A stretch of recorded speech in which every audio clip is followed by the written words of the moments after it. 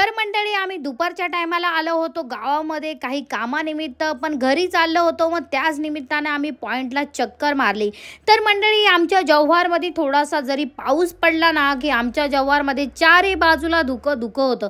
कारण आमचं जव्हार हे उंच टेकडीवर आहे, खूप सुंदर असं, आणि वातावरण तर खूपच सुंदर होतं.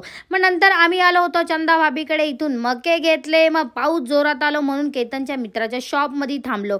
बाजूलाच मी आली होती इथे लिपस्टिक घेण्यासाठी. मला एकच शेडमध्ये 2 भेटल्या, मी लगेच घेऊन टाकल्या कारण मरून शेड पटकन कुठे भेटत नाही.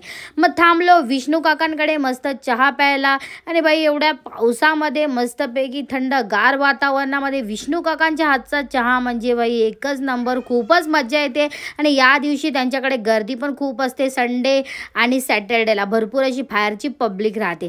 तर मंडळी बाजूलाच मी आली होती मृण्मयी दीदीकडे. इथे त्यांच्याकडे मस्तपैकी गणपती बाप्पाच्या सुंदर सुंदर गोंडस अशा वेगवेगळ्या प्रकारच्या मस्त अशा मूर्त्या होत्या, त्या बघण्यासाठी आली होती. बाप्पाला बघितल्यानंतर मन असं भरून आलं. तर मंडळी बाजूलाच तंजीम काकाकडे मस्तपैकी गरमागरम नाश्ता चालू होता. डाळ वडे, सँडविच, समोसे, वडापाव आणि गरम गरम समोसे तळायला घेतले होते.